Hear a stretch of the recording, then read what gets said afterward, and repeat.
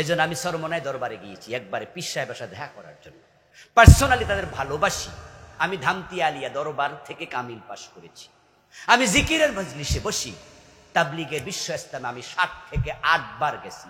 এখানে আপনারা কে কয়বার গেছেন জানি না, আমি 7 থেকে 8 বার বিশ্ব ইস্তেমায় গিয়েছি। আমি পার্সোনাল নুসরত করতে তাবলিগ জামাতকে আমি গিয়েছি। আমি সব জায়গায় যাই। ইসলামী আন্দোলনের জিহাদের মাঠেও আমি আছি। অনেক দামি মাখলুকের খলিফা, আল্লাহর খলিফা মুমিন বান্দাদেরকে আল্লাহ তাআলা কোরআনে সূরা আল বাইয়িনাতে বলছে উলাইকা হুম খায়রুল বারিয়া। বারিয়া মানে সৃষ্টি, মাখলুক। আর যারা মুমিন আল্লাহর বান্দা তারা আল্লাহ বলেন সৃষ্টির মাঝে সেরা। আরশ মাখলুক, আল্লাহ খালেক। কাবা মাখলুক, আল্লাহ খালেক। আল্লাহ সারা যা আছে সবই মাখলুক, ঠিক না? খালেক কয়জন? সবাই বলুন, খালেক কয়জন? তিনি কে? আর যা আছে সব কি? সৃষ্ট, মাখলুক। একটা সময় ছিল যখন আরশ ছিল না। একটা সময় আসবে কিয়ামত যেদিন হবে আরশ থাকবে না। কুল্লু শাইইন হালিকুন ইল্লা ওয়াজহু। কিছু মানুষ না বুঝা কয়, মাঝে মাঝে দুই একজন বক্তা কইলায়, কারণ সবাই তো আর ফইরা বক্তা হয় না, শূন্য শূন্য বক্তা হয়। বাংলাদেশে আছে না? আল্লাহ মাফ করুক, এমন কণ্ঠ আছে, কণ্ঠের ঠেলায় ওয়াজিন হয়ে গেছে। আমাদের ভৈরবে একজন ছিল, উনি মারা গেছে, আমি নাম বলবো না। উনি হাফেজও ছিল না, আলেম তো নাই, দাখিলও পাস করে নাই, কমি মাদ্রাসা তো পড়েই নাই। উনি ভৈরব বাস স্ট্যান্ডে মসজিদে টাকা তুলতো মাইকে, বিভিন্ন জায়গায় মাইক লাগাইয়া মসজিদে টাকা তুলতে দেখেন নাই? উনিও তুলতো। কণ্ঠটা মোটামুটি ভালো ছিল, কথাবার্তা ভালো পারত।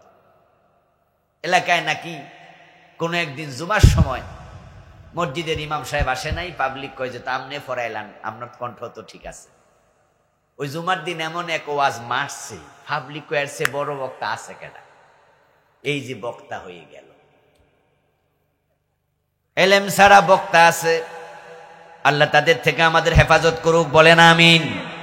এটা কিন্তু খুব জঘন্য, কারণ ডাক্তারি না শিখলে যদি সে ওষুধ দেয়া শুরু করে রুগী মরে যেতে পারে। যদি ড্রাইভিং না শিখে গাড়ি চালায় মানুষ চাকার তলে পড়তে পারে। যাদের এলেম নাই তারা যদি মানুষকে দিন প্রচার কইরা শিখায়, ঈমান আমল মরে যেতে পারে, কারণ তারা ভুল ইসলাম প্রচার করবে, শিরিক শিখাবে, বেদাত শিখাবে। ফিরের ঘরে ফির হয়, এলেম কালামের দরকার হয় না, এ দেশের নিয়ম, ঠিক না? ফিরের ছেলে ফি, লেখাপড়া লাগে না। যেটা হইছে এটা তো ফির, যেটা ফেড়ে আছে এটাও কি? ভবিষ্যৎ ফির। এখন এলেমবিহীন বক্তা আওয়াজ করছে, আমরা ছোটকালে শুনছি। বলতেছিলাম কোন জায়গা থেকে জানি আসলাম, সুবহানাল্লাহ, এর আগে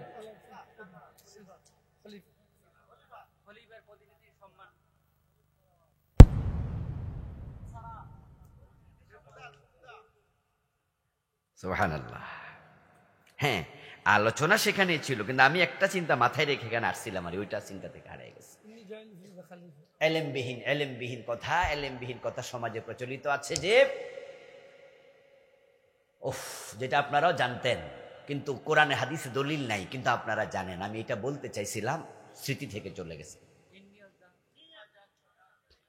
আচ্ছা আসেন, যদি আল্লাহ মনে করে এতে বলবো, না হয় এখানে ভুলে যাওয়ার মাঝে কোনো কল্যাণ হয়তো আছে।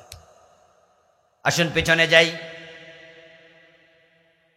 আল্লাহর মাখলুকের মাঝে মানুষ বলতো যেটা ভুল হওয়ার, যেটা সমাজে, সেটা হলো কিয়ামতের দিন নাকি মসজিদ ভাঙবে না। এরকম ওয়াজ কি আপনারা শুনছিলেন? যারা শুনছেন হ্যাঁ কইয়েন, যে মসজিদ থাকবে কিয়ামতের দিন, মসজিদ মুসল্লি হলে জান্নাতে যাবে। শুনছেন তো? এই নাম বলা দরকার নেই, শুনেছেন তো? আল্লাহর কোরআনের পুরা উল্টা ওয়াজ, অথচ ওয়াজটা কিন্তু সুবহানাল্লাহ কইছে পাবলিক। বাবারে মসজিদের কি সম্মান, যে মসজিদ ভাঙবে না, সব ভেঙে যাবে, মসজিদগুলো থেকে যাবে। আর যারা মসজিদ বানাইছে, নামাজ পড়ছে, হেরারা ডাইকা ডাইকা ঢুকাইয়া তারপরে মসজিদ সহ জান্নাতে ঢুকবে। পাবলিক কয় সুবহানাল্লাহ। ভুল ওয়াজ, শোনা ওয়াজ। বরং কোরআনে আছে কুল্লু শাইইন হালিকুন ইল্লা ওয়াজহাহু, কিয়ামত যেদিন হবে এক আল্লাহ ছাড়া কিচ্ছু থাকবে না, আরশও থাকবে না, কাবাও থাকবে না, সব শেষ।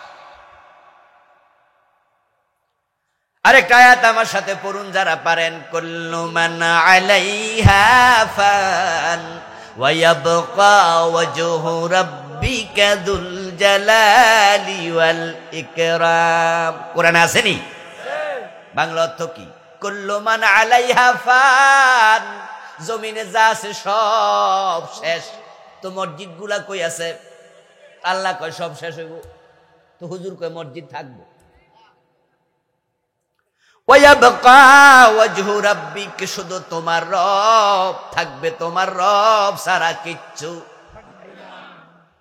আরশ নাই, আসমান জমিন কিচ্ছু নাই, জিবরিল আমিন ফেরেশতাও নাই, মালাকুল মউত আজরাইল সবাইরে মারে, কিয়ামতের দিন উনি নিজেও নাই। মুতিয়া মালাকাল মাউত বলে আল্লাহ আজরাইল রমেরা ফেলবে, সব শেষ। শুধু একজন আছে, তিনি কে? ওয়াল আউয়ালু ওয়াল আখিরু ওয়াল যাহিরু ওয়াল বাতিন। সবাই বলেন সুবহানাল্লাহ। আল্লাহর বান্দা খলিফার সম্মান এত বেশি, আল্লাহর আরশের চেয়েও মুমিনের দাম, খলিফার দাম বেশি। ফেরেশতাদেরকে দিয়া সিজদা দেওয়াইয়া আল্লাহ বুঝাইয়া দিলেন এই মানুষের সম্মান ফেরেশতার চেয়েও বেশি। ফাসাজাদাল মালাইকাতু কুল্লুহুম আজমাউন, যত ফেরেশতা আল্লাহ বানাইছে একজনও বাদ নাই, সবাই আদমরে সিজদা করছে, জিবরিল আমিন নিজেও।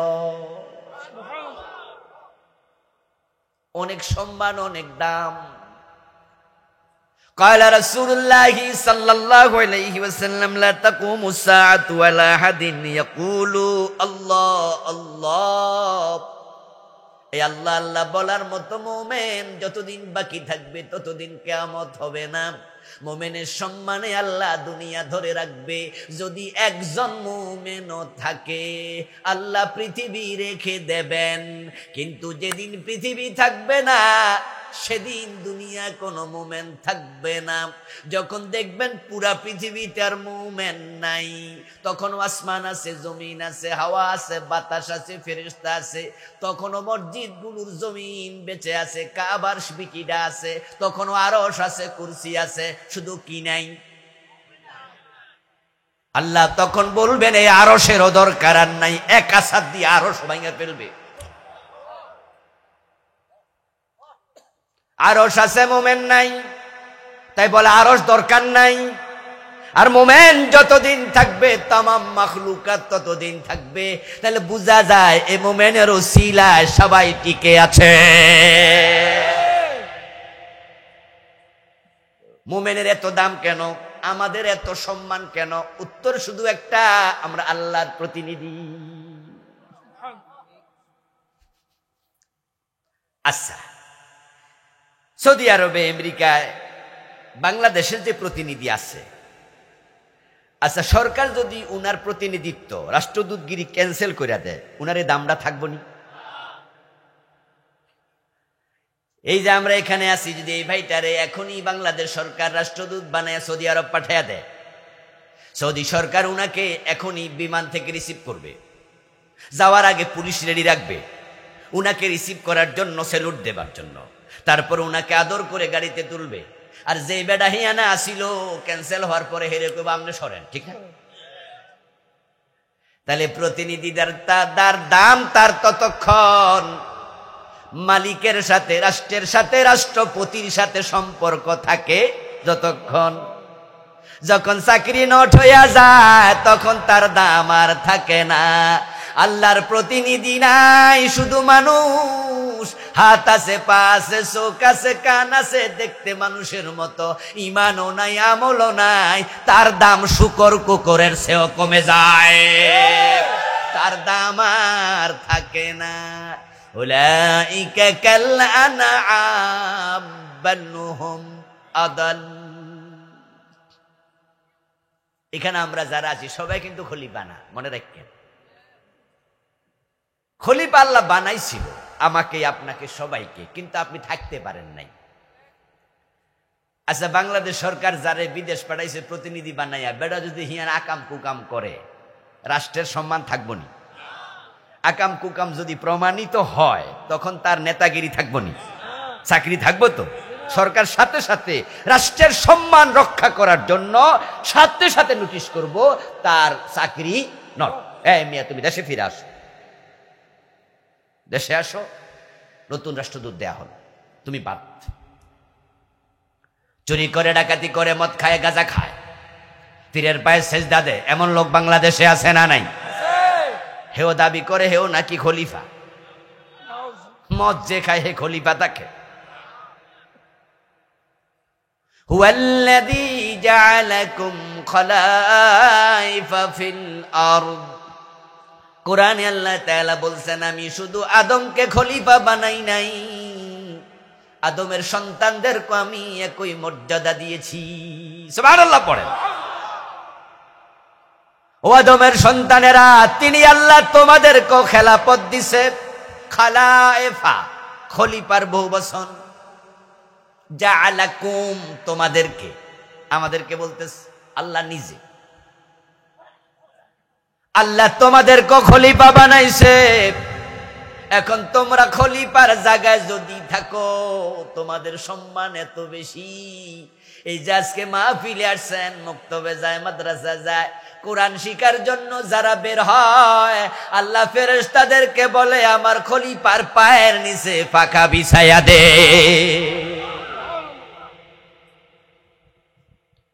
ইন্নাল মালাইকাতা লাতাদাউ আজনিহাতাহা রিদান লিতালিবিল ইলম। আল্লাহর খলিফা যখন কোরআন হাদিসের সাথে সম্পৃক্ত থাকে, শিখার জন্য যায়, শেখানোর জন্য যায়, বুঝার জন্য যায়, বুঝানোর জন্য যায়, মানার জন্য যায়, মানানোর জন্য যায়। আল্লাহর খলিফা থাকা অবস্থায় সে যখন চলে, ফেরেশতারা তার পায়ের নিচে পাকা বিছাতে থাকে, খুব সম্মান দেয়। ইভেন আল্লাহর খলিফা যখন মারা যাবে, খেলাফত থাকা অবস্থা যদি মরে, তাহলে আজরাইল নিজে আইসাও 1 নম্বরে আপনাকে সালাম দেবে। এটা আজরাইলের জন্য ফরজ।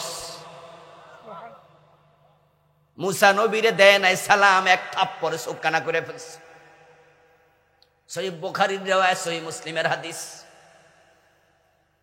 ছাত্র যমুনায় ওয়াজ এটা শুনছিলাম, আজরাইল নাকি আজরাইল রে মুসা নবী থাপ্পড় দিছে, চোখকানা হইছে। এ ওয়াজ শুনে আমার খুব একটা বিশ্বাস হয় না ছোটকালে। আমি কইছি, হুজুররা তো কত কিছু করে, যে আজরাইলে দেখছে কেমনে থাপ্পড় দিতে। আপনাদের মাঝে চিন্তা আসতে পারে, আজরাইল কি দেখা যায় যে থাপ্পড় দেবেন আপনি? আবার কেমনে কি? ও বন্ধু, অথচ রাসূলুল্লাহ নিজে বলছেন, হাদিস সহিহ মুসলিমের riwayat, আজরাইল রে মুসা নবী থাপ্পড় দিছে, চোখ একটা কানা হইছে। তাইলে হতেও পারে আজরাইল মানুষের সুরত ধরে এসেছে, রাসূলুল্লাহর কাছে মানুষের সুরতে ওহী নিয়ে আসতো, এমন হাদিস আছে না নাই? জিবরাইল আমিন মানুষের সুরত ধরছে। ইয়াতামাসসালু লাহুল মালাইকাতু বাশারা, রাসূল নিজে বলেন সে আমার কাছে মানুষের সুরত ধরে আসতো। যে সাহাবীর সুরত প্রায় ধরে আসতো তার নাম ছিল হযরত দাহিয়া। উনি খুব সুশ্রী সাহাবী ছিলেন। রাসূলুল্লাহ সাল্লাল্লাহু আলাইহি ওয়াসাল্লাম বসে আছেন একদল সাহাবীকে নিয়ে খোলা একটি মাঠের মাঝে, হতে পারে মসজিদে নববীর সামনে, বিকালবেলা আড্ডা দিচ্ছে, গল্প করছে। রাসূলুল্লাহ একবারে রিজার্ভ পারসন ছিলেন না, মানুষের সাথে বসতেন না, মিশতেন না, ভাব ধরে থাকতেন, এমন ছিলেন না। তিনি খোলা মেলা বসতেন, গল্প করতেন, হাসতেন, মজা করতেন, জড়ায়া ধরতেন, চুমু খেতেন, বাচ্চাদের সাথে খুনসুটি করতেন। উনি একবারে ফ্রাঙ্ক মানুষ ছিলেন, খোলা মনের মানুষ ছিলেন, যে তার সাথে মিশতো সে তার বন্ধু হয়ে যেত।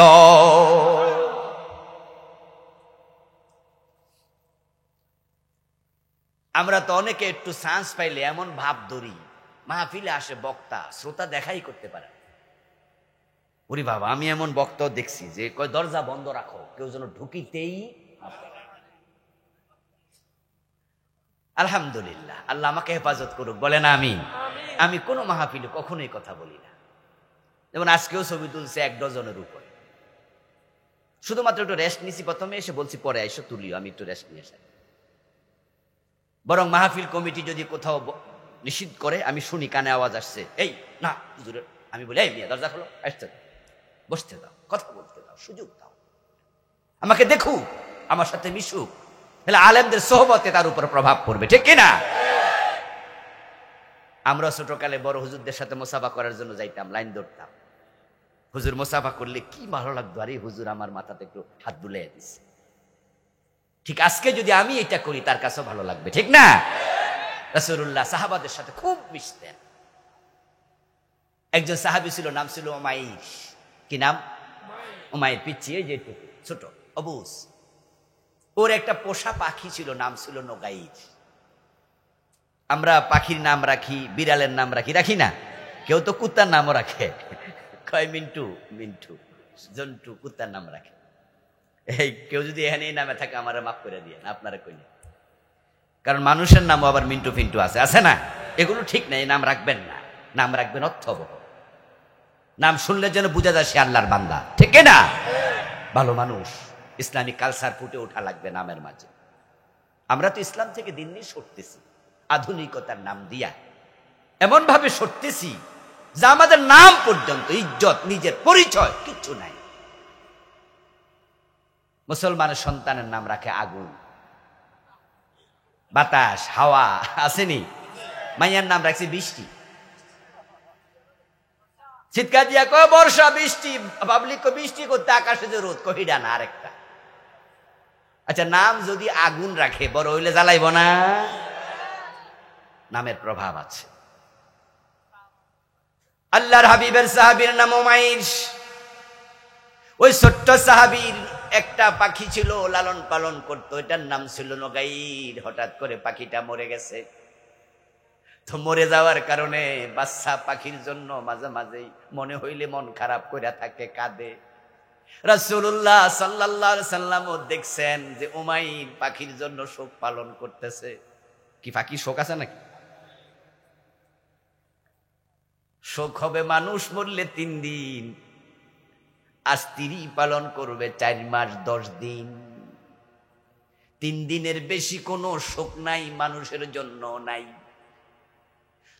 4 মাস 10 দিনের বেশি বউয়ের জন্য স্বামীর শোক পালন করা জায়েজ নাই। আমাদের দেশে স্বামী মারা গেলে বউ সারা জীবনই সাদা কাপড় পরে।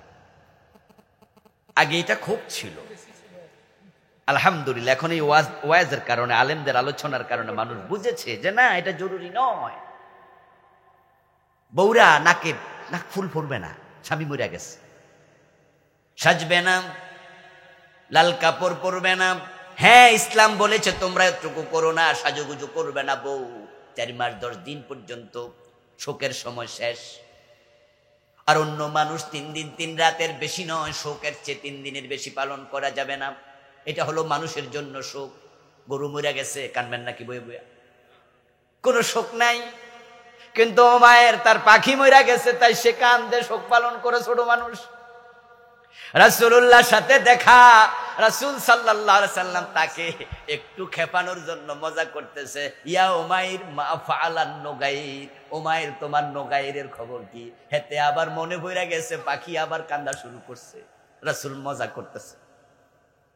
প্রিয় নবী বাচ্চাদের সাথে খুনসুটি করতেন, স্ত্রীদের সাথে করতেন। রাসূলুল্লাহর মতো ওয়েটফুল, বিশ্ব মানবতার মাঝে সেরা মানুষ, যার ব্যক্তিত্বের মতো ব্যক্তিত্ব দুনিয়ার কারো নাই। মা আয়েশা বলেন, চাঁদের আলোতে রাতের বেলা রাসূল আমার সাথে দৌড় প্রতিযোগিতাও দিছে। আর আমরা যদি একটু অফিসার হইতে পারি, ঠিক না, সারাক্ষণ ভাব ধরে থাকতে হবে, আমি অফিসার তো। মা বাবার লোকেও ভাব দেখায়, এমন জালেম অফিসার আছে না নাই? একটু নেতা হইয়া গেলে মা বাবারে পর্যন্ত ভাব দেখায় যে আমি তোমার পুতুলি কি হয়েছে, আমি কিন্তু এমপি, ঠিক না? আমরা ভাব দেখাই। রাসূলুল্লাহর মতো এই পার্সোনালিটি সম্পন্ন মহা ব্যক্তিত্ব, উনি মা আয়েশা বলে যে রাতের বেলা আমারে নিয়া উনি দৌড় প্রতিযোগিতা করছে।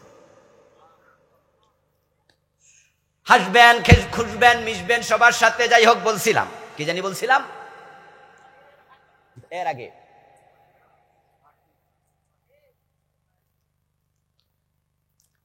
শ্রোতা কিন্তু বক্তাছে, আরো শান লাগবে।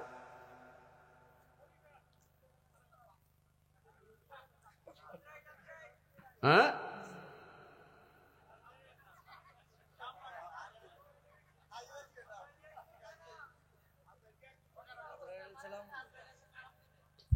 ও বলছিলাম প্রিয় ভাই, আজরাইল আলাইহিস সালাম মালাকুল মউত, উনি পর্যন্ত আপনাকে সালাম দেবে। হযরত মূসা থাপ্পড় মারছিল, সেখানে ছিলাম নাকি? হ্যাঁ দোস্ত, মূসা আলাইহিস সালাম আজরাইলকে থাপ্পড় মারলো কেমনে? হতে পারে ওই যে বলছি দাহিয়ায়ে কলবি সুরতে রাসূলের কাছে ফেরেশতা আসতো, প্রিয় নবী বসে আছেন সাহাবীদের সাথে মসজিদের বাহিরে, রাসূল খোলামেলা মিশতেন, এখান থেকে উমাইরের কাছে গেছি নাকি? আচ্ছা, প্রিয় নবী বসে গল্প করছেন, হঠাৎ করে দেখে একজন আগন্তুক আসছে। যেই হাদিসটা বুখারীতে এত বিখ্যাত, এটার নাম হলো হাদিসে জিবরিল। কি নাম? খুব বিখ্যাত হাদিস। একজন আগন্তুক আসছে, রাবি বলতেছেন তার মাথার চুলগুলো কুচকুচে কালো, গায়ের জামা ছিল ধবধবে সাদা, কিন্তু লোকটা অপরিচিত, আমরা উপস্থিত কেউ তাকে চিনি না। অপরিচিত হওয়া প্রমাণ করে তার বাড়ি মক্কাতে। কি ভাই, হ্যাঁ হাইও কন্যা কিছু? এই লোকটাকে আমরা কেউ চিনি না, এর মানে হলো তার বাড়ি মক্কায় না। তো মক্কার বাহির থেকে যদি আসে তাহলে জামা এত সাদা থাকবে কেমনে? মনে হয় যেন এই মাত্র ধুইয়া টুইয়া আয়রন কইরা গাদ দিছে। যদি সফর করে আসতো তাহলে জামার মাঝে সফরের ধুলাবালি কিছুর চিহ্ন। চুলগুলো তার কুচকুচে কালো, যদি সফর করে আসতো তাহলে চুলের মাঝে ধুলাবালি কিছু। আরব দেশে কি এসি গাড়ি ছিল?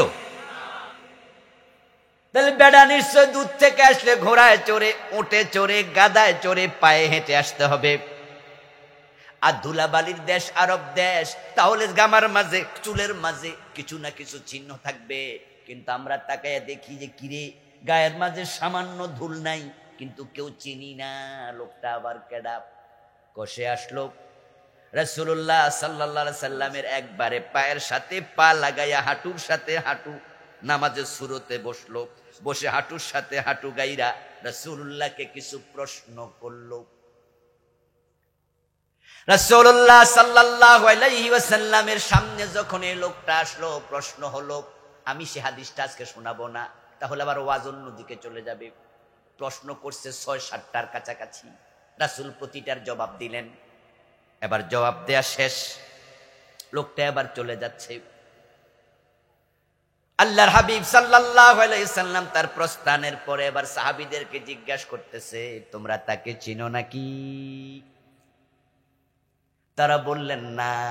রাসূল বলে, হাযা জিবরিল আতাকুম ইউআল্লিমুকুম দীনাকুম। উনি জিবরিল আমিন, প্রশ্ন করে করে ইসলাম শিখানোর জন্য আল্লাহ তারে পাঠাইছে। তিনি তোমাদের কাছে এসেছেন, এমন কিছু প্রশ্ন করলো যে প্রশ্নটা তোমরা আমার সচরাচর করো না, তো উনি করছে, তোমরা শিখছো, শুনছো। সুবহানাল্লাহ। জিবরিল আমিন রাসূলুল্লাহর কাছে যে আসলেন, তখন সাহাবীরা কি দেখে নাই? কারণ সে মানুষের সুরত ধরে আসছে। এতে বোঝা যায় হতে পারে নবী মূসার কাছে আজরাইল সেদিন মানুষের সুরত ধরে আসছে। এবার বলুন তো, মানুষের চোখ আছে না নাই? আইসা দরকার ছিল সালাম দেয়া, কিন্তু আজরাইল সালাম দেয় নাই। আইসা নবী মূসারে কইছে, মূসা আলাইহিস সালাম, আমি মালাকুল মউত আইছি, রেডিয়ন মাইরালামহু, মূসা দিছে থাপ। কারণ আল্লাহর নবীদের মাঝে সবচেয়ে মেজাজি নবী ছিলেন হযরত মূসা। শুধু মেজাজি ছিলেন না, আল্লাহর বড় আদরের নবী। সুবহানাল্লাহ পড়েন। এই কোরআনে মূসার নাম যতবার আসছে এতবার কোন নবীর নাম আসে নাই।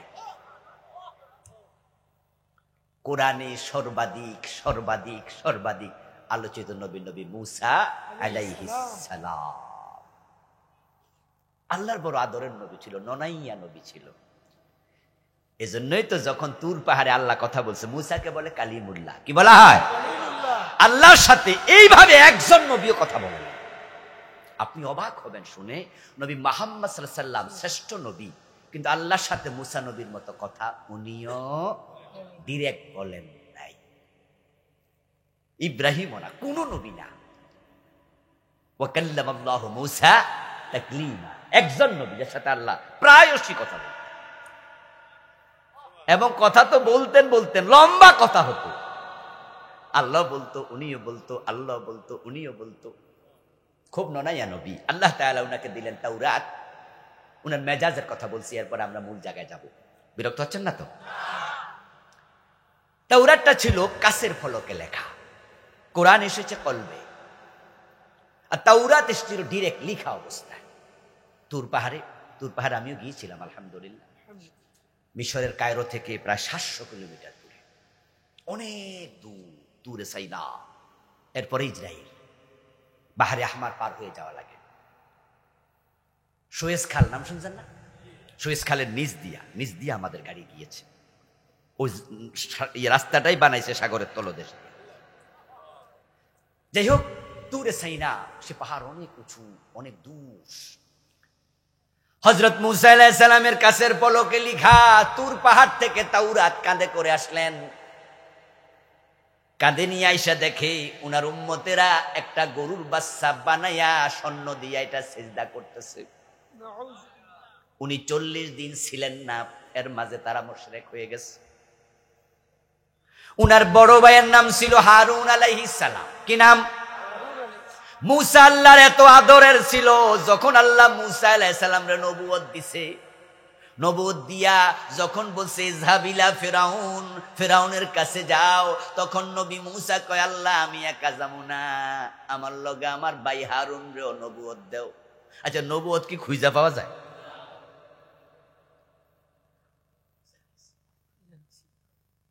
আচ্ছা, প্রধানমন্ত্রীর কাছে যদি ধরেন আপনার এলাকায় এমপি নমিনেশন দেয় না? কথা বলে না ভাইয়েরা আমার? যখন নমিনেশন বিক্রি করে নমিনেশন দেয়, তো প্রধানমন্ত্রীর কাছে আপনাদের এই সেনবাগের একজন গেছে, ধরেন প্রধানমন্ত্রী খালেদা জিয়া হোক, শেখ হাসিনা হোক, যে কোনো একজন।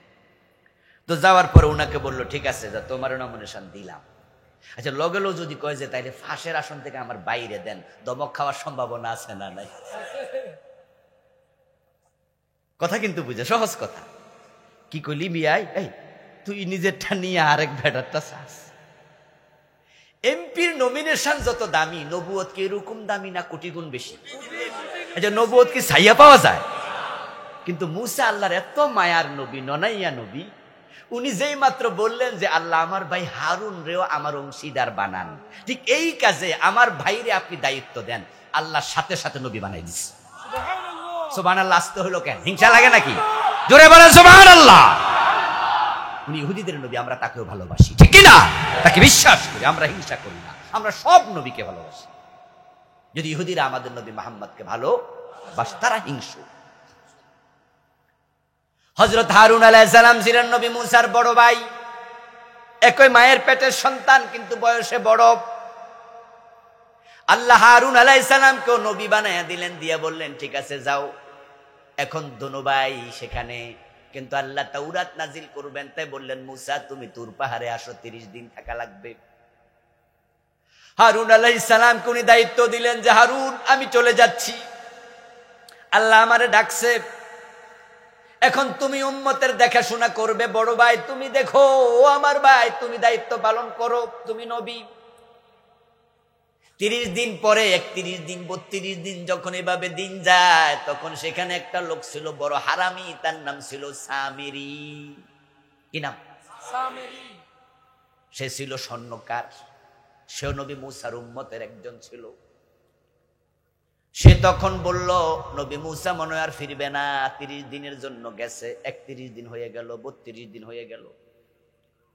এখন সে মহিলাদের গলার স্বর্ণ টন্ন লইয়া আসে, স্বর্ণ দিয়ে একটা গরুর বাচ্চা ছোট্ট করে বানাইছে, বানাইয়া সেটা রাইখা কয়, এখন এটার ভিতরে নবী মূসার খোদা আমি ঢুকামু। নাউজুবিল্লাহ পড়ে। তারপর জিবরিল আমিনের পায়ের ধুলা সে সংরক্ষণ করে রাখছিল। আরেক ঘটনা থেকে ওদিকে গেলাম না। জিবরিল আসছিল মূসার কাছে, সে টের পাইছে, ওখান থেকে পায়ের ধুলা রাখছে, ওই ধুলা ওই গরুর বাচ্চার পেটের ভিতরে ঢুকাইয়া দিছে। গরুর বাচ্চা স্বর্ণের তৈরি, হাম্বা হাম্বা করে চিৎকার দেয়া শুরু করছে। আর হে লোকদেরকে বলতেছে, দেখছো নি কইছিলাম না আল্লাহরে ঢুকামু। এখন গরুর পেটের ভিতরে আল্লাহ ঢুকছে। এখন মূসা তো মরে গেছে, আর আসবে না কোনোদিন। এখন মূসার খোদাকে রাজি করতে চাইলে গরুর বাচ্চার পূজা করো। হযরত হারুন আলাইহিস সালাম দিলেন বাধা, এই না এসব করো না, ঈমান চলে যাবে, এটা শিরিক। তারা হারুন আলাইহিস সালামকে মারতে আইছে। হারুন আলাইহিস সালাম দেখলেন এখন যদি তিনি এটা নিয়ে ঝগড়া পাসা শুরু করেন, ওনাকে গায়ে হাত দিলে উম্মত দুই ভাগে বিভক্ত হয়ে যাবে। কিছু হারুনের পক্ষ নেবে, কিছু সামিরির পক্ষ নেবে। তাই তিনি ঝগড়া না লাগাই একটু দূরে গিয়ে দাঁড়ায় আছে। কি করব বুঝতে পারছেন না।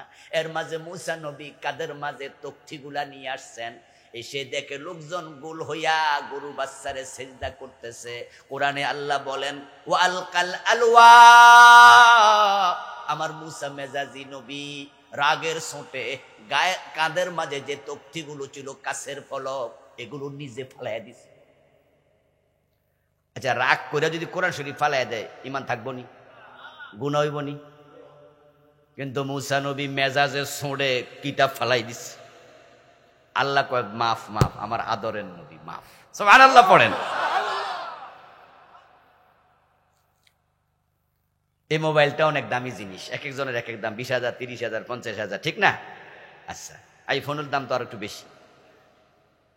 আমার সন্তান যেটা সবচেয়ে বেশি আদর করি, এটা যদি আমার সামনে আসারও মারে, আমি কি আমার সন্তানরা আসার মারব? আমি কম যে কিতা করলি রে, শেষ করলি রে। কিন্তু ছোট মানুষ, এজন্য কই যা কইরা লাইছে কইরা লাইছে। আল্লাহর ইলমের কাছে আমরা তো বুঝ, আমাদের ইলম তো নাই বললে চলে, ঠিক কি না? আমাদেরকে ইলম আল্লাহ বেশি দিছে না কম দিছে? তাই আমাদের বুঝ বেশি না কম? তো নবী মূসা কাম কইরা লাইছে, আদাল ননাইয়া নবী তো আল্লাহ মাইন করে না। আল্লাহকে মূসা মাফ। মেজাজ দেখাইছে, দেখাইয়া আবার কি করলো, উনার ভাই হারুনের কাছে আগে গেলেন। হারুন আলাইহিস সালামের দাড়ির মাঝে এক হাত দিয়া চাপ দিয়া ধরলেন, আর এক হাত দিয়া মাথার চুলে ধরলেন। ইয়াজুরুহু ইলাই, কোরআনে আল্লাহ কয় এবার দাড়িতে ধইরা চাপবা, আর এক হাত দিয়া মাথার চুলে ধরছে। বয়সে ছোট না বড়? বড় ভাইরেও সারে না, মেজাজ কারে কয়।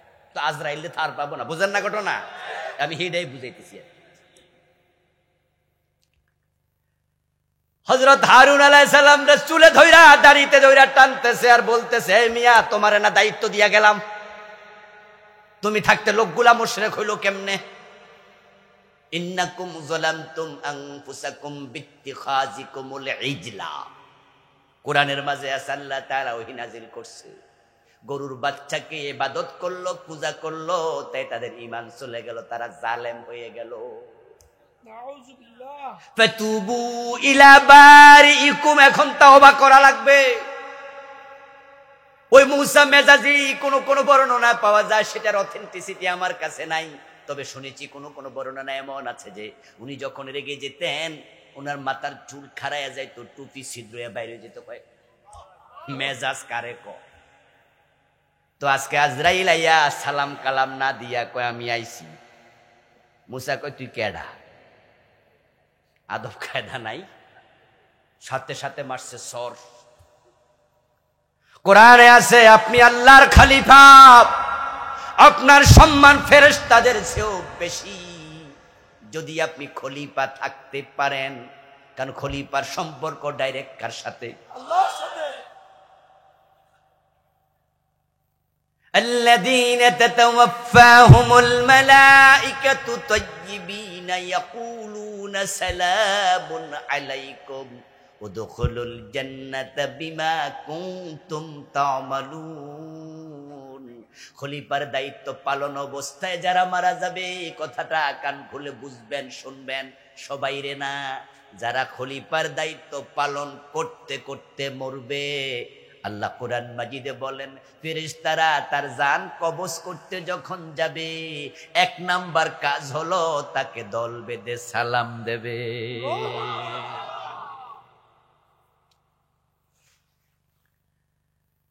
আমার প্রিয় ভাইরা, আল্লাহ তাআলা আপনার মৃত্যুর আগে আজরাইলকে সর্বপ্রথম পাঠাবেন না, পাঠাবেন তিনি একদল ফেরেশতা।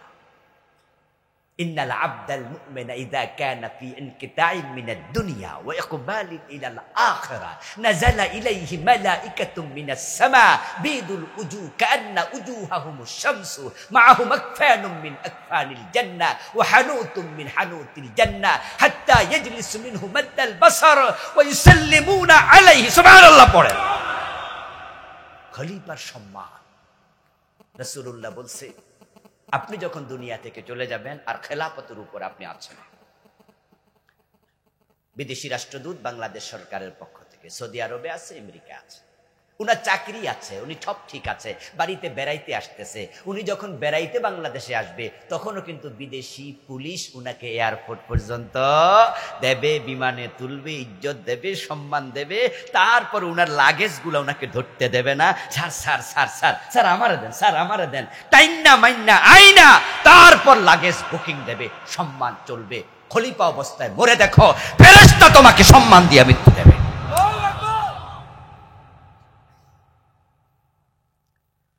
রাসূলুল্লাহ বলেন আল্লাহ একদল ফেরেশতা পাঠাবেন যাদের এক একজনের চেহারা সূর্যের চেয়ে উজ্জ্বল।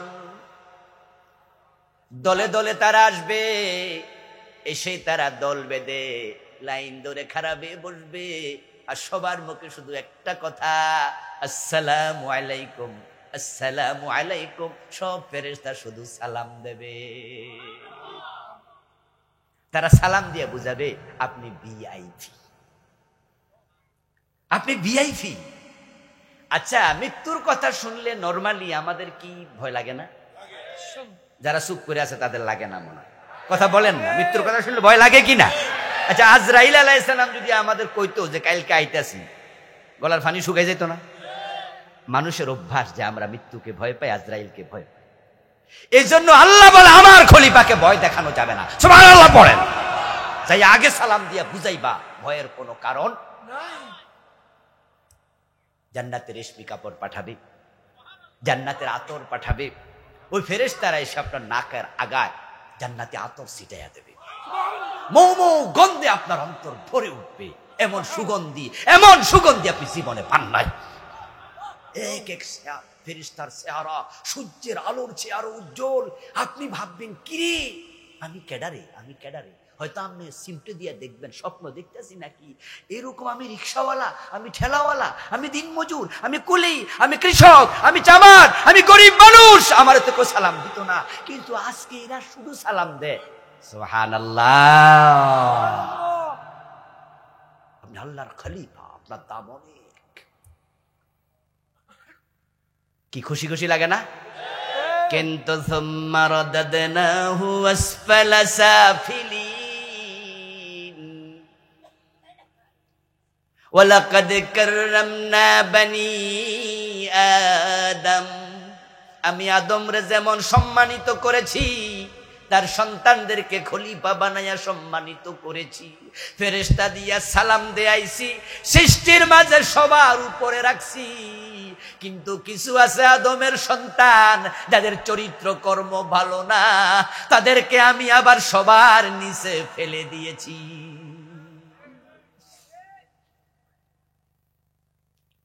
আসফালা সাফিলিন, যার নিচে আর কেউ নাই। উলাইকা কাল আনআমি বাল হুম আদাল, তারা মানুষ না, তারা পশু, পশুর চেয়ে আরো অধম, আরো নিকৃষ্ট। কিছু লোক আছে যাদের সে কুত্তা ভালা, শুকুর ভালো, গরু ছাগল ভালা, এমন চরিত্র যে চরিত্র মানবতার কলঙ্ক। মায়ের গায়ে হাত দেয় এমন সন্তান আছে না নাই? বাবার গায়ে ধাক্কা দেয় এমন জালেম আছে না নাই? এটা মানুষ না মানুষ? এটাকে কি বলবো আমরা জানি না। আল্লাহ বলে তার এর সে নিচে আর কেউ নাই। আমার বন্ধু, আপনি বলবেন যে আল্লাহ আমারে নিচে ফেলে দিল, আমি বলবো নো নো, তুমি ভুল করেছো। আল্লাহ তোমারে ফেলে নাই, তুমি নিজে পড়ছো। আল্লাহ কি নিচে রাখছিল না উপরে? এখন তো এটাই স্বাভাবিক যে যত উপরে ওঠে যদি ছিটকে পড়ে তত নিচে পড়বে। 10 হাত উপরে উঠা যদি পড়েন কোন গাছ থেকে 10 হাত নিচে যাবেন। 20 হাত উপরে উঠলা পড়লে কয় হাত? 100 হাত উপর থেকে পড়লে তা আল্লাহ রাখছিল সব মাখলুকের উপরে। যদি খলিফা হিসাবে মরতে না পারো, ছিটকে পড়ে যাও, চলে যাবে সবার নিচে।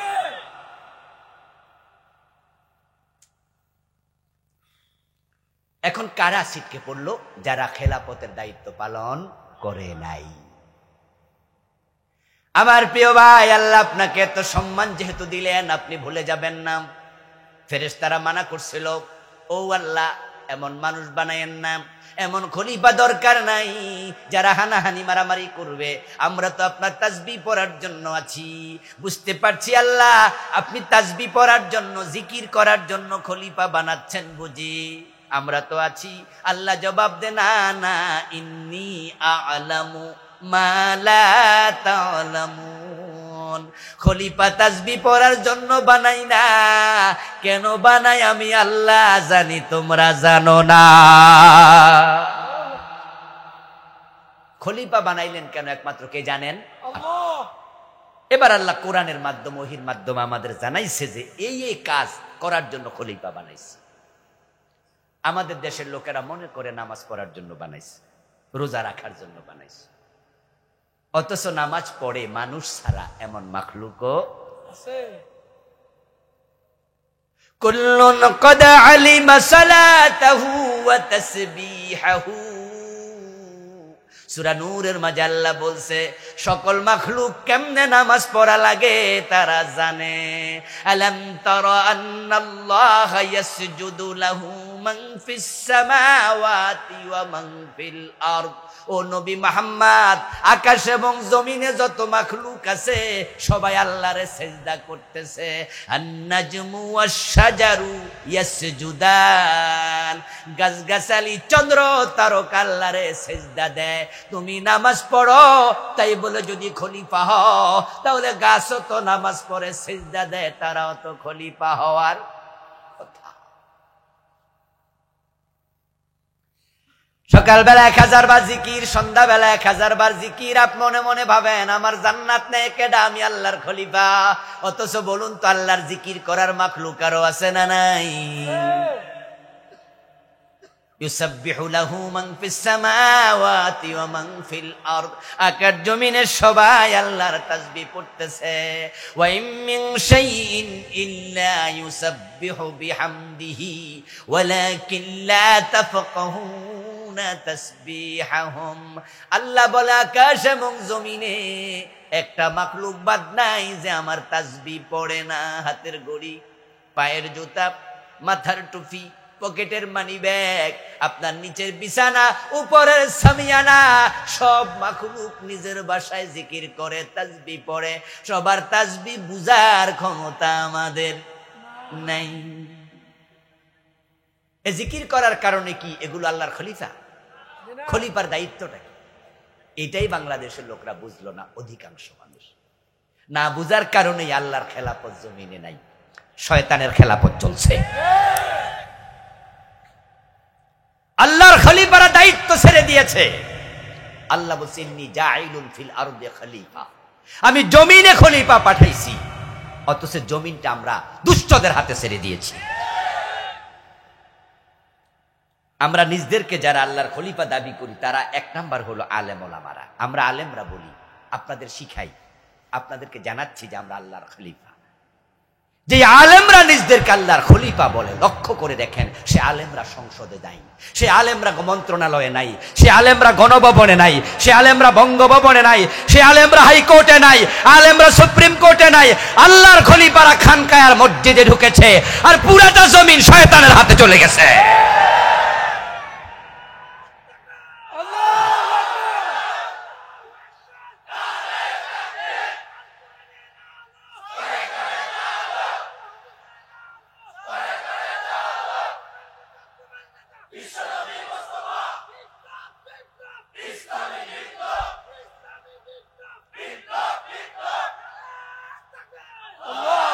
আমার বন্ধু খলিফা আল্লাহ বানালেন, দায়িত্ব কি?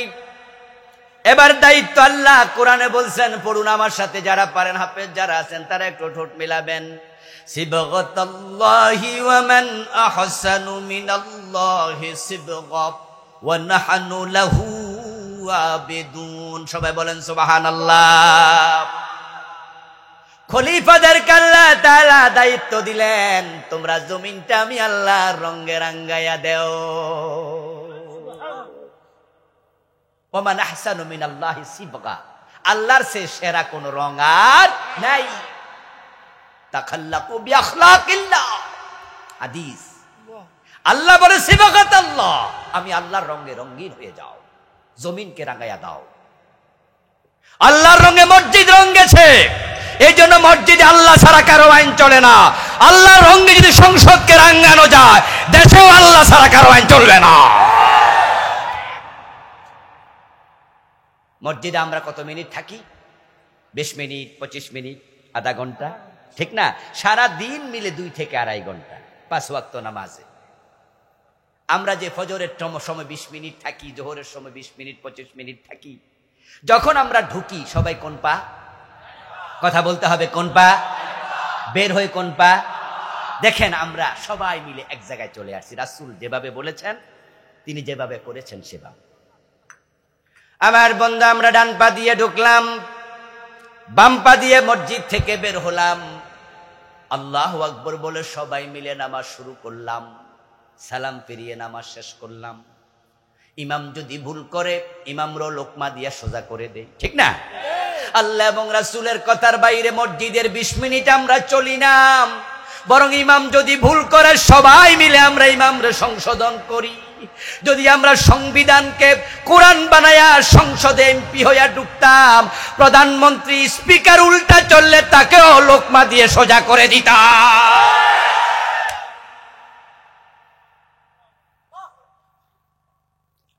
আল্লামা সাইদি রাহিমাহুল্লাহ প্রথম যখন তিনি এমপি হলেন, সংসদে স্পিকার ছিল হুমায়ুন রশিদ চৌধুরী। আওয়ামী লীগ তখন ক্ষমতায়। আল্লামা সাইদি আওয়ামী লীগের পিরিয়ডে প্রথম এমপি হন। হুমায়ুন রশিদ চৌধুরী স্পিকার ছিলেন। সংসদে আল্লামা সাইদি দাঁড়ায়া বললেন, মাননীয় স্পিকার, আমি সংসদে এবারই এসেছি, এটা আমার প্রথম পার্লামেন্ট। আমি দেখছি আপনাকে ঢোকার সময় সবাই কুর্নিশ করে, মাথা নত করে আপনাকে এভাবে দিয়ে ঢোকে। এই যে আপনার কাছে মাথা নত করে মুসলমানরা ঢুকতেছে, অথচ মুসলমানের মাথা নত হবে শুধু কার কাছে? মুসলমানের মাথা তো আল্লাহ ছাড়া কারো কাছে নত হতে পারে না। স্পিকার সাহেব তখন বললেন, মাওলানা, আপনার সাথে আমিও একমত, তবে এটা আমি চাইলে তো বাতিল করতে পারবো না। আপনি একটা নোটিশ করেন, আপনি একটা দরখাস্ত দেন। আল্লামা সাইদি রহমতুল্লাহি আলাইহি তখন তিনি একটি দরখাস্ত দিলেন। স্পিকার হুমায়ুন রশিদ চৌধুরী সেটা আবার কণ্ঠ ভোটে পাশ করালেন। পাশ করাইয়া বললেন, এখন থেকে আর স্পিকারের কাছে মাথা নত করার প্রয়োজন নাই। আমার ভাইয়েরা, এমনই ভাবে যদি আমরা সংসদে 151 জন নেতা ঢুকাইয়া দেই, তারা আইন পাশ করবে, আল্লাহর আইনে বাংলাদেশ চলবে। সুযোগ আছে না নাই? 1972 সনে যে সংবিধান লেখা হলো ডক্টর কামাল মিয়ার নেতৃত্বে, ওই সংবিধানকে আমরা এ পর্যন্ত 18 বার চেঞ্জ করেছি, 18 বার পরিবর্তন হলো। এই পরিবর্তন প্রমাণ করে সংবিধান পরিবর্তন যোগ্য জিনিস। এখন যদি আমরা কোরআনওয়ালা আল্লাহর খলিফারা সংসদে ঢুকে যেতে পারি কোরআন নিয়া, সংবিধান পরিবর্তন করে আল্লাহর কোরআনকে বানায়া দিতে পারবো। সুযোগ আছে না নাই? ও মসজিদের খলিফা, সংসদে চলো, সংসদে যাওয়া দরকার।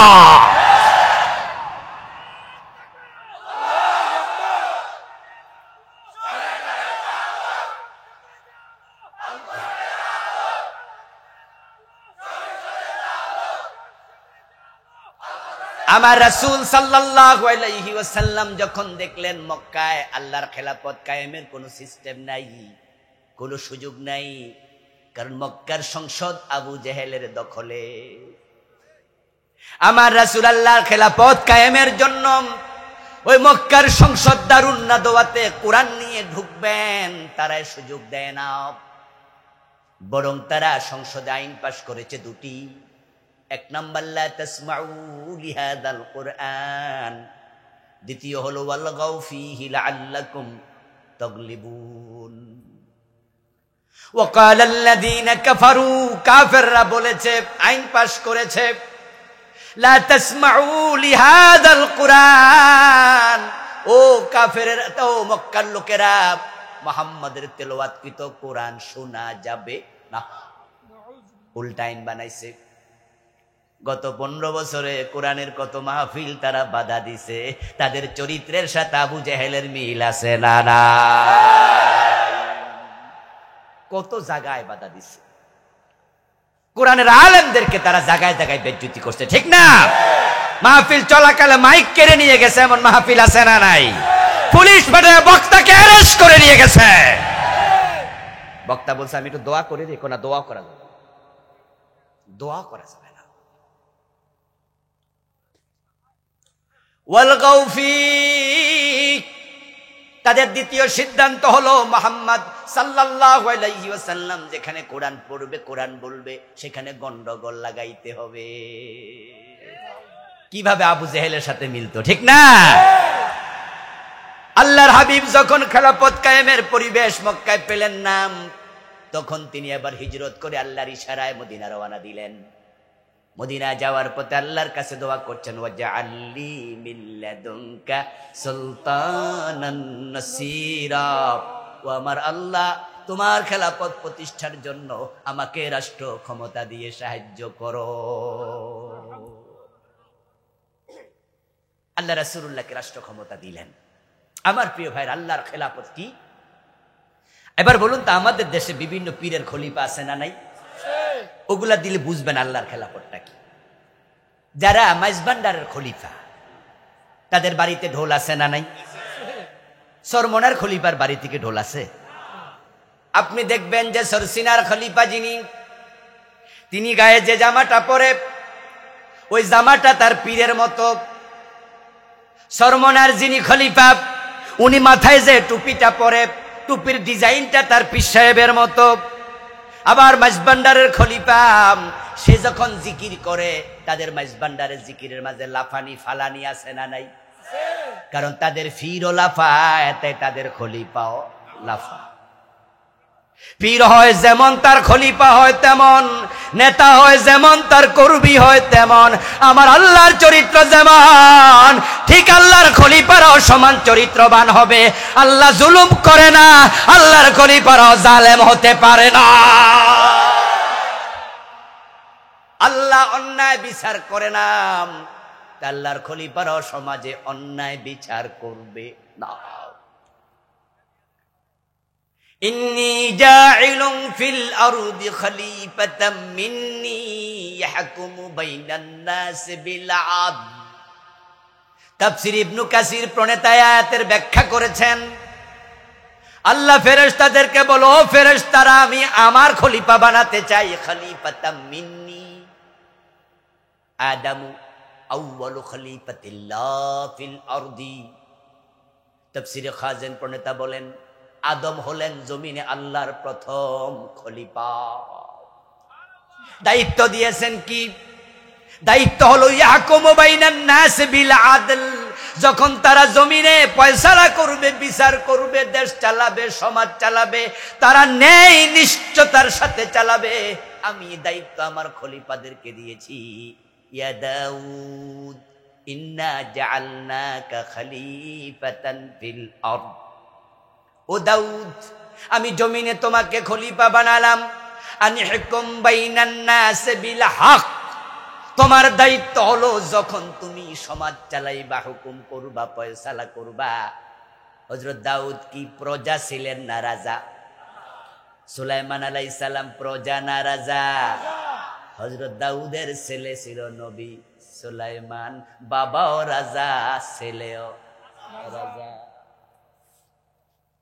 ও দাউদ, আমি তোমাকে খেলাফত দিয়েছি। আনি হুকুম, তুমি হুকুম দাও।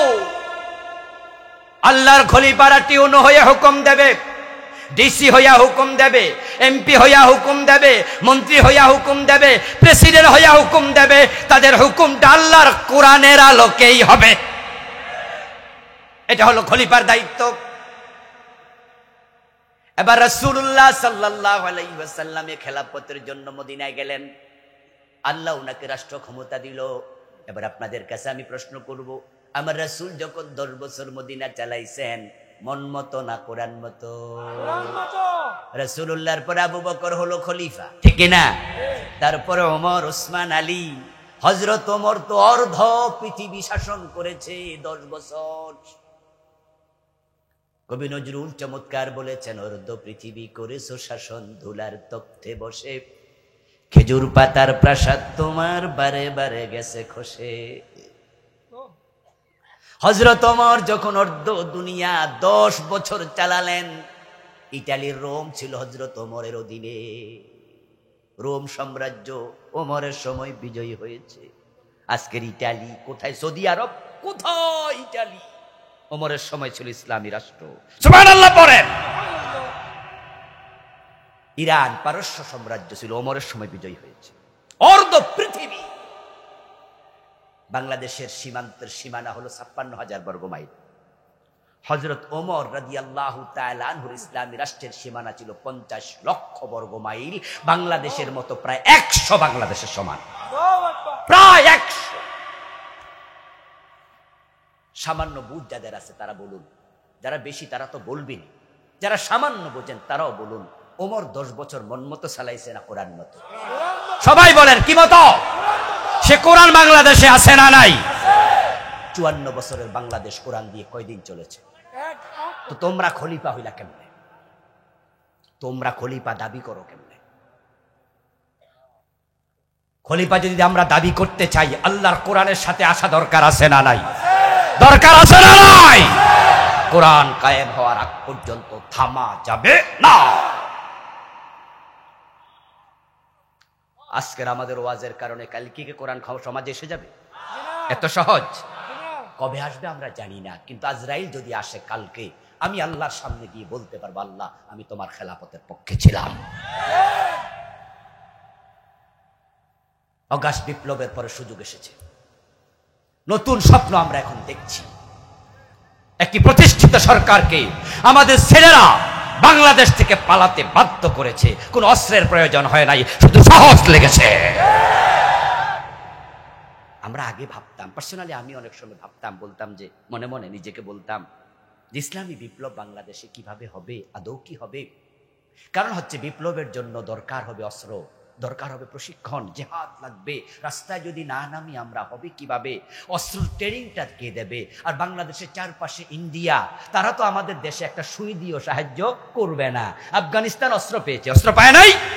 আফগান মুজাহিদরা লড়াই করেছে অস্ত্র দিয়ে, আলহামদুলিল্লাহ তারা বিজয়ী হয়েছে। আমেরিকা লেজ তুলে পালাইছে। পৃথিবীর বিভিন্ন বিপ্লবে আমরা দেখেছি অস্ত্র ট্রেনিং লাগে, লাগবেই তো। আপনার তারা রাইফেল নিয়ে আসলে আপনি লাঠি নিয়ে কতটুকু আগাবেন? পারবেন না। মনে মনে ভাবতাম বাংলাদেশে কি হবে, কিন্তু এবার অগাস্ট বিপ্লব দেখে আমার চিন্তা পাল্টে গেছে।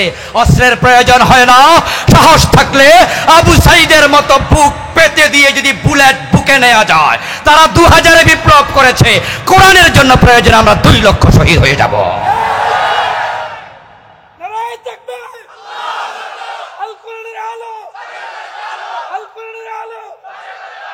আমার প্রিয় ভাইয়েরা, আমাদের বাচ্চারা ভাইয়েরা যে এবার রাস্তায় নামছিল, ছাত্র জনতা, তাদের কাছে কি রাইফেল ছিল?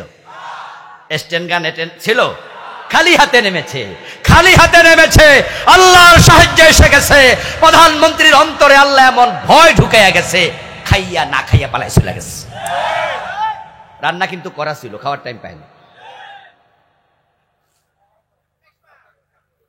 সেনাবাহিনীর প্রধানকে আমাদের আত্মীয় না প্রধানমন্ত্রীর আত্মীয়? উনার আত্মীয়। তাকে নিয়োগ কি আমরা দিছি না উনি দিছে? নিয়োগ দিলেন উনি, আত্মীয় উনার।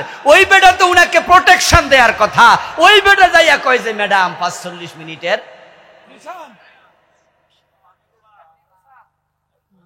উনারা ঘোষণা করছিল 2041, কি 2041? উনারা বলছে 2041 ভিশন 2041 2041 আগে উনারা নাকি থামবে না, লড়বে না। আর উনাদের সেনাবাহিনীর প্রধান গিয়ে বলে 2041 দূরের কথা, 1 ঘন্টাও নাই, 45 মিনিট, তাড়াতাড়ি পালান। এমন ভাবে পালাইছে নিজের কাপড় চোপড়ও নিতে পারে নাই, ঠিক কিনা? এক কাপড়ে চলে গেছে। পরে ফোলাফান যায় আলমারি খুলে কাপড় বাইর করে মানুষের দেখাইছে। ফেসবুকে দেখলাম এমন কিছু কাপড় যেটি নাম পাওয়া যায় না। কেউ কয় কয় বুড়া মানুষ এগুলা কি করতো, আল্লাহ জানে। আর সানুলকি ফি কুলুবিল্লাযিনা কাফারুর রুবাব। ইসলাম আসলে তলোয়ার দিয়ে বিজয়ী হয় নাই, ইসলাম বিজয়ী হয়েছে আল্লাহর সাহায্যে।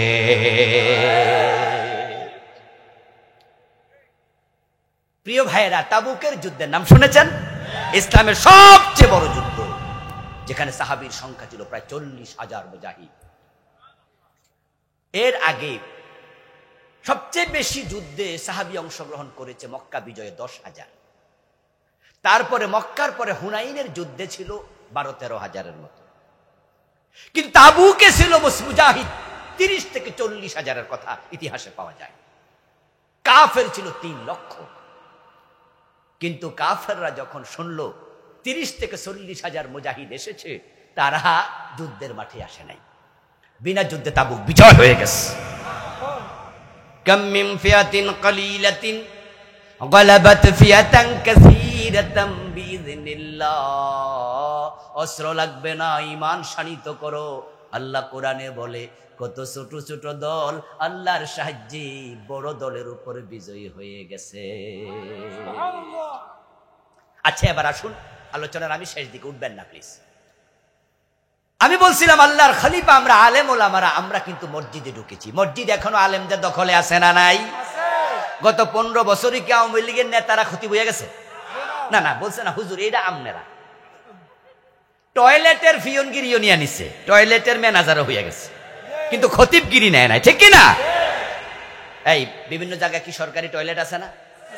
আছে। কিন্তু তো এটা সভাপতি কাটা হয়েছে, হেরাই হয়েছে, মানে কোন পদ আর ছাড়ে নাই, টয়লেট শুদ্ধা। আচ্ছা, কিন্তু খতিব হইতে তো খুতবা দেয়া লাগবো নাকি? পারলে এটাও নিত। কিন্তু এখন তো অবস্থা হবে, পর মসজিদ ভাঙ্গা না ফাইলে ফলাইব কি দিয়ে, পলানোর জায়গাও থাকবে না। খুতবাটা এখনো আলেমদের হাতে আছে, আছে কিনা? মাদ্রাসার প্রিন্সিপাল আলেমরাই আছে, ঠিক কিনা? মসজিদ মাদ্রাসায় খানকায় আল্লাহর খলিফারা আছে, থাকার কারণে আলহামদুলিল্লাহ এখনো মসজিদ আল্লাহর আইন চলছে, ঠিক না? আপনি দেখবেন মসজিদে গিয়ে জুমার দিন এলাকার কোন নেতার ভাতিজা তাগড়া যুবক, সে যদি জোরে একটু আওয়াজ করে, কোনো কথা বলে, ইমাম কথা বলা লাগে না, পাশের জনই তারে কয়, এই বেটা মসজিদে জোরে কথা কস, বলে না, বলে না। এবং ওই যুবক তখন বলে না যে মিয়া আমার মসজিদে আমি নেতা, আমারে চিনো, আরো জোরে কমু না। দেখবেন জিহবায় কামড় দিয়া সেও চুপ হয়ে যায়, সেও বসে যায়, সে বলে সরি সরি সরি। আলেমদের খেলাফত, আল্লাহর খলিফাদের খেলাফত এখনো মসজিদে আছে, তাই মসজিদে শান্তি আছে। এই খেলাফত মসজিদ রেখে যদি আমরা গ্রামে মহল্লায় ছড়িয়ে দিতে পারি, গ্রাম মহল্লায় শান্তি ছড়িয়ে যাবে। তাহলে প্রশ্ন হতে পারে, হুজুর আপনারা তো মসজিদ মাদ্রাসা খেলাফত চালাচ্ছেন, তাহলে আপনারা তো আল্লাহর খলিফা জান্নাতি। আমি বলবো দোস্ত, আল্লাহ কি মসজিদের খলিফা বানাইছে এমন একটা আয়াত নাজিল করছে? আমি আয়াতগুলো পড়ছি, আবার দেখুন। 1 নাম্বার, ইন্নী জাইলুন ফিল আরদি খলিফা, আমি আদমকে জমিনে খলিফা বানাই। হুয়াল্লাযী জাআলাকুম খালাইফা ফিল আরদ, আল্লাহ তোমাদেরকে জমিনে খলিফা বানাইছে, কোন জায়গায় বলে নাই ফিল মসজিদে খলিফা। টোটাল জমিনের খলিফা। আমরা কি করলাম হুজুররা ভাইবা চিন্তা দেখছি, জমিনে খেলাফত দিতে গেলে মামলা খাওয়া লাগে, মাইর খাওয়া লাগে, দ্বন্দ্বে জড়ানো লাগে, রক্ত দেয়া লাগে, শহীদ হওয়া লাগে।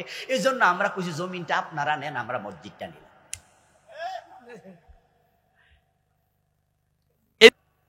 অদস্ত মসজিদকে নিরাপদ পাইছ, ওখানে আরামে থাকা যায়, তুমি খেলাফত মসজিদে কায়েম করছো, অথচ আল্লাহর কথা কি শুনুন, ওয়াইদা ফাইদা কুজিয়াতিস সালাতু ফান্তাশিরু ফিল আরদ, ও ও আমার খলিফারা, মসজিদে এসো, আসতেই হবে।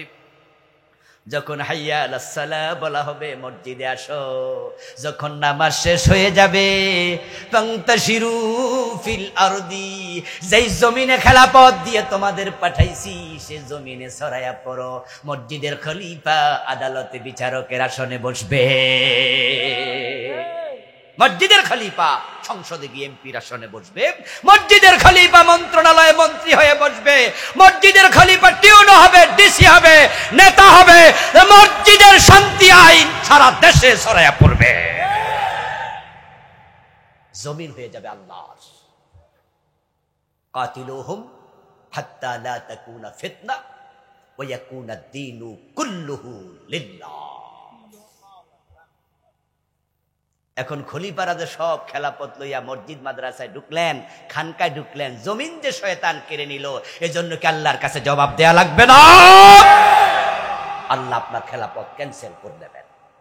তোমাকে জমিনের খলিফা বানাইছিলাম, জমিন আঁকড়াইয়া ধরো, জমিন আঁকড়াইয়া। ইনশাআল্লাহ সুযোগ এসেছে, অগাস্ট বিপ্লব আমাদের সুযোগ করে দিয়েছে। আমরা আগামীতে কোরআনকে সংসদে নিতে চাই। যদি আপনারা রাজি হয়ে যান, কেউ ঠেকাতে পারবে না। সুযোগ এবার আল্লাহ দিয়েছেন। যারা কোরআন বাধা দিত এরা দেশে নাই, এরা পরিচয় দিতে পারে না, ঠিক কিনা? আচ্ছা, তারা থাকলে কি মাহফিলে কথাটি কইতে পারতাম নি? কইলে আমি যাইতে পারতাম নি বাড়ি? আল্লাহ নিত, জেলখানা দিয়ে নিত। আর কোথা আগে কদিন থাইকা যান, এবং এই মাহফিলে গন্ডগোল লাগাই দিত না, এখানে গন্ডগোল লাগাই দিত। তাহলে আল্লাহ এবার সুযোগ দিয়েছে, আমরা মন খুলে কথা বলতে পারি। আমাদেরকে সংসদে পাঠাও, কোরআনওয়ালাদেরকে, সেখানেও মন খুলে কথা বলা হবে। আল্লাহর জমিন, আল্লাহর আইন কায়েম হলে শান্তি সবাই একসাথে মিলেমিশে ভোগ করবো, ঠিক কিনা? চুরি থাকবে না, ঘরের দরজা খুলে আবার ঘুমাবে, ডাকাতি হবে না, রাহাজানি চিন্তায় থাকবে না, চাঁদাবাজি থাকবে না, শান্তির পলগুধারা পরতে পরতে প্রবাহিত হবে। দুইজন মন্ত্রী 5 বছর মন্ত্রণালয় চালাইছে, মতিউর রহমান নিজামী, আলী হাসান মোহাম্মদ মুজাহিদ রাহিমাহুমাল্লাহ। 1 টাকা চুরি করে নাই, 1 টাকা লুটের অভিযোগ নাই। আমরা 5 বছর চালাই আপনাদের দেখাইছি যে আমাদেরকে পাঠান, চুরি হবে না। বাংলাদেশের টাকায় কানাডা আমরা বাড়ি বানাবো না, বেগমপাড়া তৈরি হবে না। নেত্রী বলেছে তার ফিয়ন কত কোটি টাকার মালিক? 400 কোটি। ওরি বাবা রে, টাকা সব কি চাকরি করে কামাইছে? দেশের টাকা, আপনার টাকা। এসালম কোম্পানি 80,000 কোটি টাকা ইসলামী ব্যাংক থেকে পাচার করে দিয়েছে, আপনাদের টাকা। সোনার বাংলা বেশি দিন লাগবে না, আমরা জাকাত ভিত্তিক অর্থ ব্যবস্থা চালু করব। আল্লাহর খেলাফত আসবে। ওমরের যুগে জাকাত বিভাগের কর্মচারী জাকাতের টাকা কাঁধে নিয়ে ঘুরত, জাকাত খাওয়ার লোক পাওয়া যেত না। বাংলাদেশ যদি 15 থেকে 20 বছর আল্লাহর খলিফারা চালায়, এ দেশে জাকাত খাওয়ার লোক থাকবে না, থাকবে না।